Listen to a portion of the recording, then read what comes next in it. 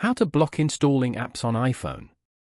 To get started, first of all go ahead and open up the Settings application on your phone. Settings allow users to customize, control, and secure your device. Once you're here, scroll down to find and tap on Screen Time. Within the Screen Time menu, locate the Content and Privacy Restrictions option under the Restrictions section. Make sure the main toggle for Content and Privacy Restrictions is turned on.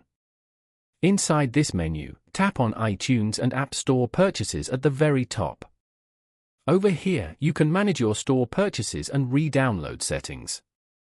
Then, go to Installing Apps as shown. From here, change the settings from Allow to Don't allow deleting apps. The setting is now saved, and the App Store will no longer permit new downloads. Following these steps, you can easily block installing apps on an iPhone. Thank you for watching. Please leave a like if this tutorial helped you, or leave a comment below if you have any questions related to the video.